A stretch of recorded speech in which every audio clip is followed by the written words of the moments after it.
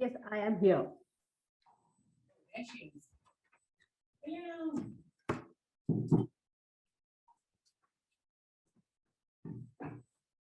Hello. Hello.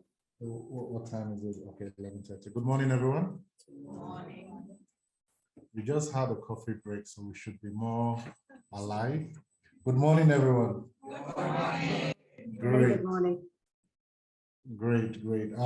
Yes, so many thanks to CTO for giving Meta this opportunity to share the vision of what the internet would look like and how that would transform the workplace in Africa, in emerging countries in the Commonwealth, and across the world, really.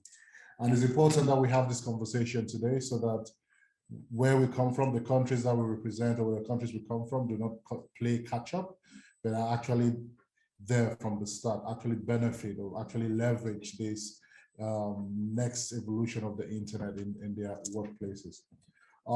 So at Meta, we believe the metaverse. So who has heard about the metaverse before? Okay, great. I think it's a term that has existed for a while, but when we changed our name from Facebook to Meta, reflected the new focus of the company to bring to life the metaverse, it really became quite popular across the world. And we see the metaverse as the next evolution of social technology. So the next evolution of social engagement on the internet. To us, we believe this is going to be the success of the mobile internet. So we've had different technological evolutions over the years. Before we had situations where technology allowed us to write.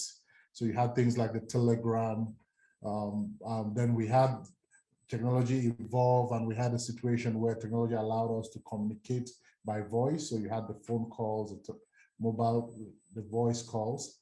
Then we have moved to the internet age where we could not just only communicate, it was not just about writing or talking on the phone, we could actually see each other by video.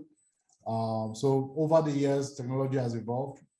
We at Meta, we believe that the next evolution is right now. We're building the metaverse, and we'll now move to this next evolution of the internet, where we would be leveraging 3D technologies like AR, VR to have those sort of similar to in-person engagement. So imagine a world where we wouldn't have, or even if this sort of hybrid conference, you would have the people online, actually, it would appear as if they're sitting next to you because you'll be able to see their AR or VR avatars, depending on what technology you're leveraging. So that's where we see the evolution of the internet of technology going. And it's important that as companies, as organizations, we make sure that we're really ready for this evolution. So I've mentioned the metaverse quite a few times. What is the metaverse?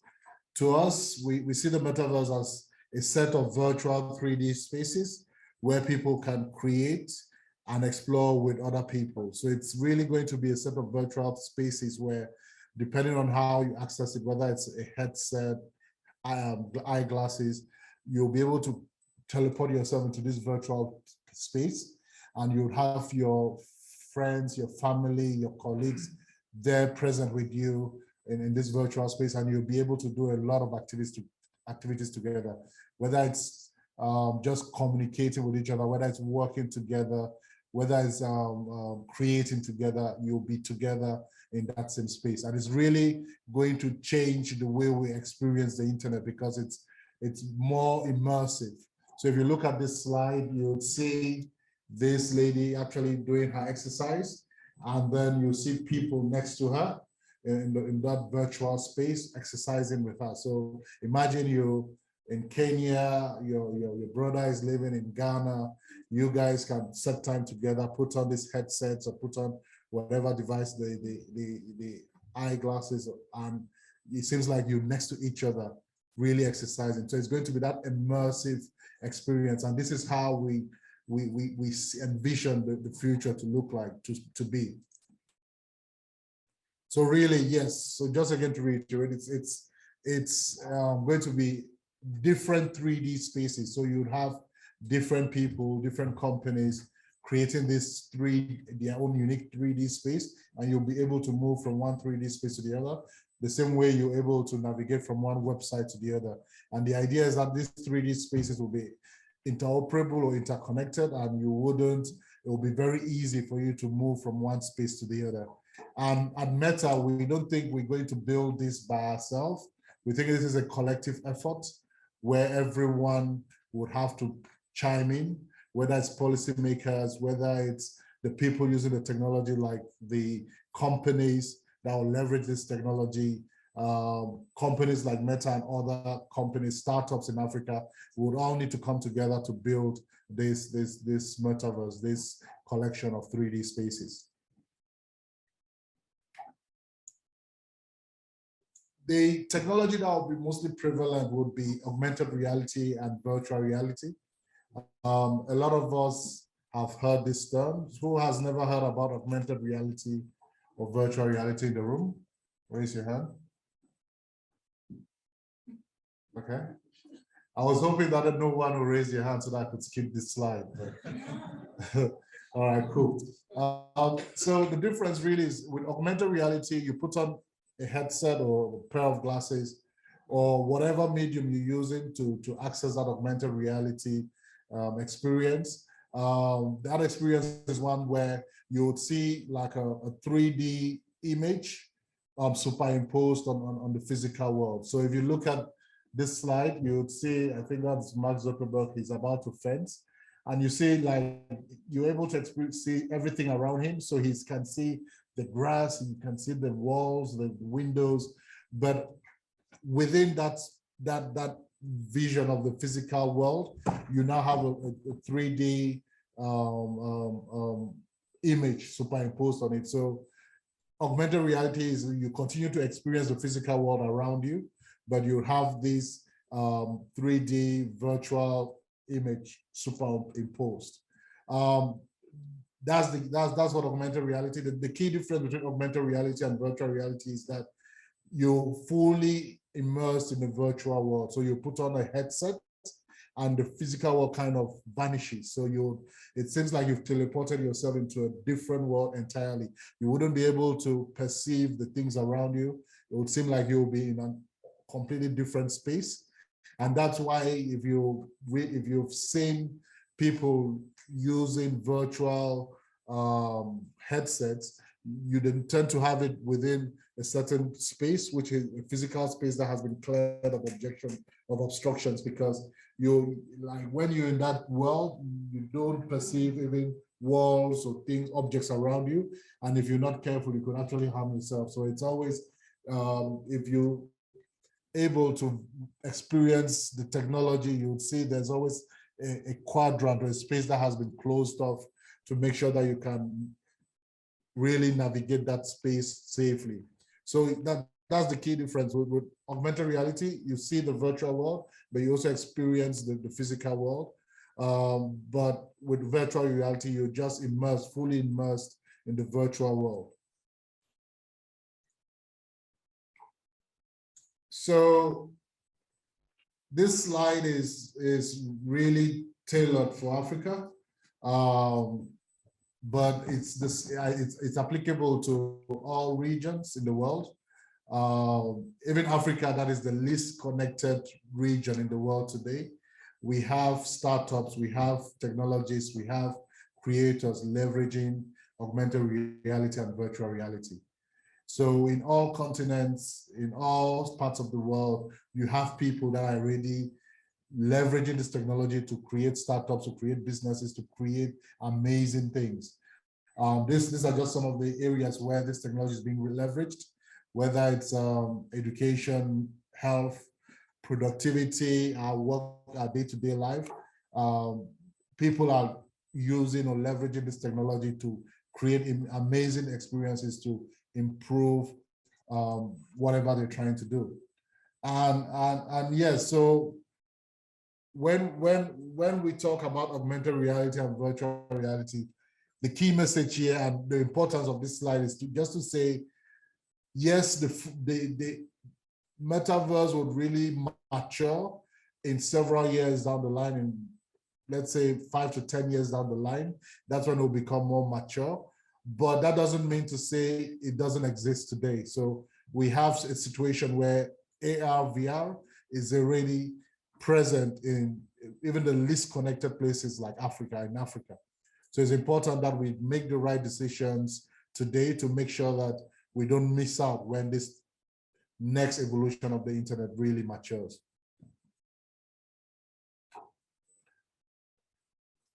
A lot of us that are familiar with this type of technology, the metaverse, or whatever shape or form it's taken, are quite familiar. Yeah, we used to it being used for gaming. But as a company at Meta, what we see it to be really something that goes beyond gaming. It's really going to transform the way we live our lives. It's going to transform our day-to-day lives. It's going to create a lot of economic opportunity in different domains.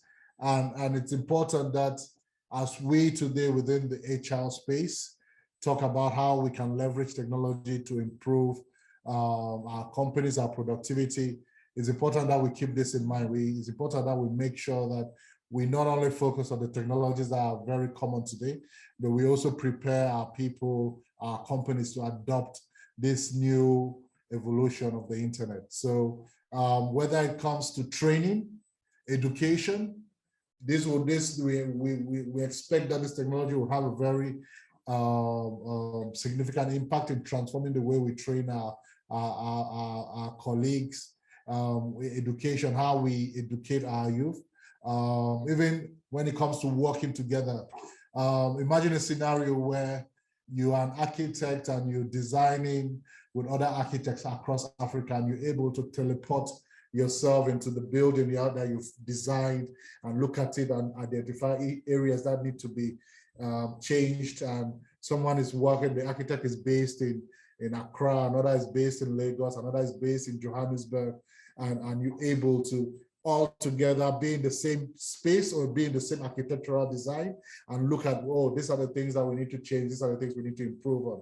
Imagine how that could really improve the buildings we have in Africa or across most of the emerging Commonwealth. Imagine that you're about to train your colleagues on how to be safe within the workspace, and rather than someone standing in front of a room and explaining and trying to get them to visualize scenarios, you have a scenario where they're able to put on these headsets and they're able to experience those scenarios as if they're there in real life. Imagine how that would improve the outcomes of that training. What about productivity, being in meetings, conferences, where you don't have to travel thousands of miles or kilometers to attend this sort of conference, but you can put on a headset and it seems like you're just next to someone who is thousands of kilometers away. So imagine all of these things, and there's more and more that can be done. And again, the key message here is that these things are not far in the future. We already have companies that are leveraging these technologies to improve their workforce, to improve their productivity. So it's time for us, especially us within the emerging Commonwealth, to look at what we can do today to mainstream this technology within our day-to-day activities. So I keep saying it's going to be mainstream in the future, but we already have companies leveraging this technology today.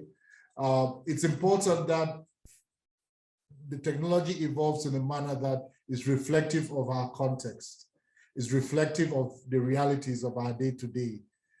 And that is why, from a meta perspective, we believe everybody has a part to play in ensuring that this next evolution happens in a manner that doesn't just benefit the West, but benefits all of us in emerging economies. So it's a global effort, it's a global conversation. we all need to take part in ensuring that our requirements, our needs, our concerns are taken into account as companies across the world build this next evolution of the internet, which is the metaverse. From our perspective, the number of key areas that we need to start talking about today. How do we ensure that this technology delivers the tremendous economic opportunity that we envision it to deliver, not just in the West, but everywhere in the world? So these are conversations that we need to take part in to ensuring that however this technology or however the metaverse evolves and builds and grows, it grows in a way that it delivers the same type of economic opportunity in our countries and not just benefit the West. We have to make sure that the privacy concerns, which we've already seen in, with how we use the internet, the concerns around safety, how do we make sure that we're building the metaverse in a manner that addresses those concerns right from day one? The sort of things that we Africans or we in the Caribbean or we in Asia Pacific would be concerned when it comes to privacy or safety might not be the same kind of things that people in the West might be concerned about. How do we make sure that our views, our context are actually reflected in these global efforts to build the metaverse? How do we make sure that it's inclusive, there's equity there? So it doesn't, people are not left out of this whole ecosystem, this whole evolution, next evolution of the internet. So these are the very important things that we need to start having conversations about today. And this is something that my team at Meta is working on, where we would want to go in, have different types of conversations around some of these subjects with different stakeholders across Africa, but this is happening across the world. So I cover Africa, so my focus is across Africa, but I have colleagues in the company that are doing the same thing across the world, whether it's the Caribbean, Asia Pacific. So we all need to get inputs from you to ensure that this metaverse delivers the tremendous potential it has to all of us in the world. So I'll stop there, and I just have a short video to play, and it's really, the sound, yeah? Yeah, so it's just to show you a glimpse of what this metaverse is all about. They normally say a picture, a video is worth 1,000 words. So hopefully this video will be able to help you see the possibility and why it's important that we have this conversation. And I'm really grateful that CTO made time within this program for us to start having this conversation about the future of the workplace. So I'll play, hopefully it goes well. Next.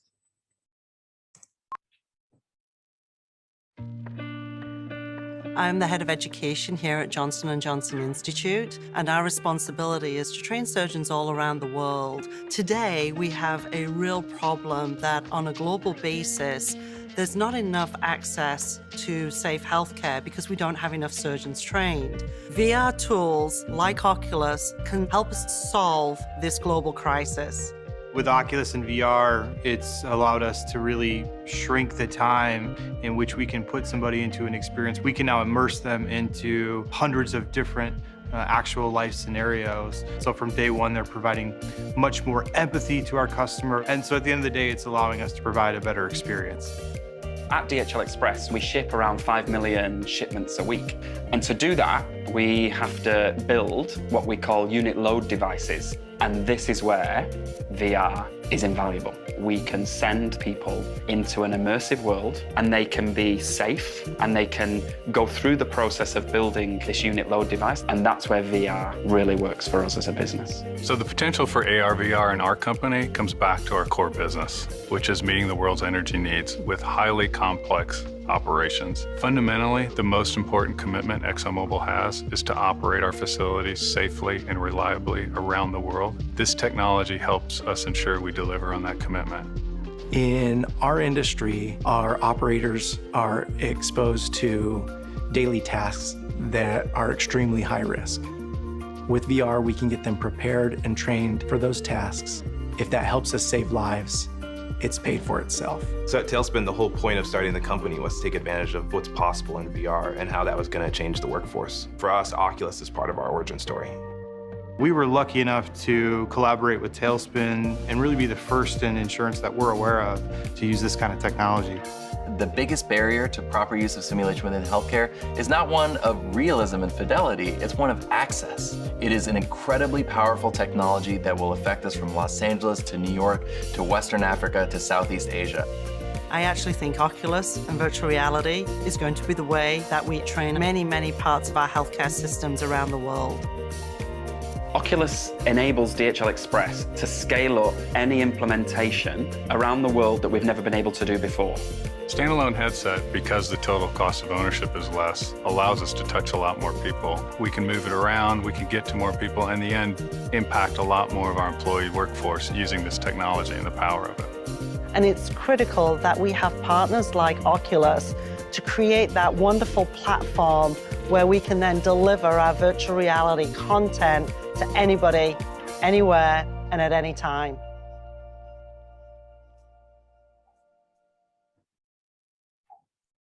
So I was expecting a round of applause after that video.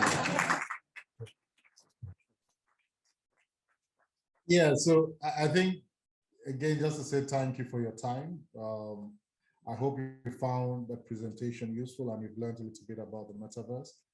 For me, the key message is this is coming. This is the next evolution. And for a lot of things, where we come from, our parts of the world tend to always play catch up. And it's important that right from now, as the world has embarked on this first step of building the metaverse, organizations like yours and mine, the countries where we come from, it's in our interest to take part in the conversations, to take part in the global effort to build this metaverse, because if we don't take part in this conversation, if we don't take part in this effort, it would evolve in a manner that leaves us behind and we'll always play catch up. Now is our time to take part, to shape it in a way that delivers the most economic benefit to us and really reflects our context and reality. So thank you. Thank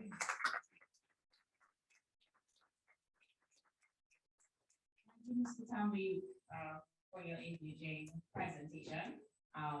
At this point in time, because he has to run out, we will take a couple of questions from the floor, and we're already seeing a couple of hands up. Which I'm not really clear, however, what should be first. So should we get some mic assistance, and then we'll take this question.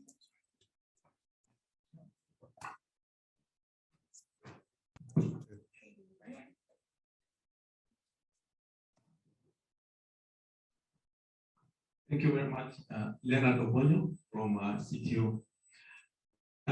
Mine is more of a contribution and also a question that all of us should start looking at. From a policy perspective, right now, most governments are enhancing last mile connectivity, and there's an increased approach to mass adoption of emerging technology, including this one. So one of the most important things governments need to be looking at, and organizations like yours need to be pushing for, is the impact on human rights on the internet, and especially abuse online. How government can put in place policies that will ensure that human rights are safeguarded online. Thank you. Thanks for that. So that's your contribution. All right. Moving on to the Tam.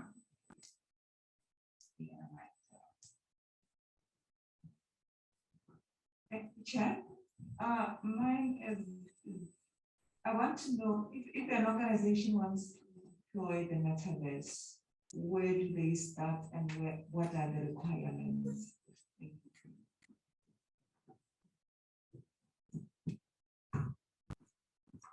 So we're still building the metaverse, but if you want to deploy AR, VR technologies within your organization, I think you just need to reach out to the companies that are building these devices and building the ecosystem and find a solution that works best for you. I think at Meta, we have Oculus, which is the headset. We also have Horizon, which is the virtual world. And again, it's something that we still in its initial stages. But feel free to reach out, and it's not just Meta, there are other companies that have their own solution. But the idea is once or when this, our expectation is when it becomes mature, a lot of these virtual worlds should be interoperable. So we don't just want standalone worlds, we want to see it evolve in a way that irrespective of which company or solution you use, you're able to connect with people that are using different companies, devices, or you'll be able to connect with people that might have entered the metaverse through a different person's entry point, if you will. Yes, but if you're interested in experiencing what is available today, Meta has quite a few AR, VR devices. We have the Ray-Ban glasses, which is still in its very initial stage, but we hope to evolve the technology behind it. But the Oculus is quite mature, and there's really an ecosystem developing around it, and you just need to reach out. The challenge we have, and I don't know if it's the same for the rest of the world, but the challenge we have is existing rules might not allow some of these devices to be sold yet in your country. So that's why it's important that we start thinking about things like type approval. What are the blockers in preventing companies from selling some of these devices in our jurisdictions, and look at how we can remove those blockers. Last question. Thank you so much, Chair. Thanks for the presentation. It was brilliant. This is Hilary Valdez from Middlesex. I understand that to implement this system, the long-term benefits are sustainable and they are high, even though the initial cost can be high as well. So how do you materialize basically the ROI or the return on investment to mid-level companies? Okay. So I think the way I look at it is it's going to be a space where there will be a lot of competition. There will be a lot of innovation. Just within the space of a few years, the way Meta has worked on, let's say, its Oculus device, it's been able to even change the price point. So if you look at how much within the Oculus device like a couple of years ago and compared to what it's available now, it's much cheaper, and it's even more, the experience of it's even better. Before, we had Oculus devices where you had wires connected to the processing unit. Now you actually have it wireless. So over time, it's going to, there will be a lot of innovation that will happen. We also anticipate that there will be a lot of competition within the space, and that will bring down the cost to a level that it becomes more mainstream. So think about what happened with smartphones or cell phones, where at some point it was just the very wealthy that could use smartphones, and now over years with a lot of iterations, innovations, now you could have very affordable smartphones. So that's the way we see it. But what we're saying is we want it to happen quicker. So it's important that we all come together and start looking at the things that are preventing it from coming down or being more mainstream, like whether, if it's so expensive, what are the things that we can do from a policy regulatory standpoint to bring down the costs?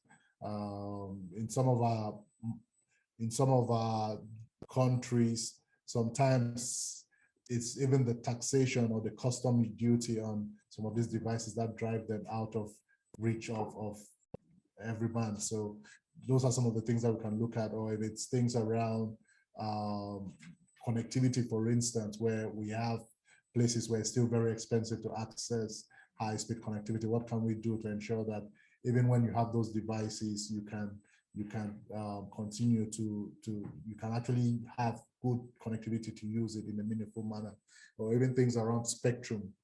There's a global debate about the 6 gigahertz band, and the idea is for this technology to really work well, we need that spectrum, but we have other industries like the mobile sector fighting for that same spectrum. So how do we come together to make sure some of these things are in place to enable it deliver the most benefit or the most value to everyone in the world. Thanks for that.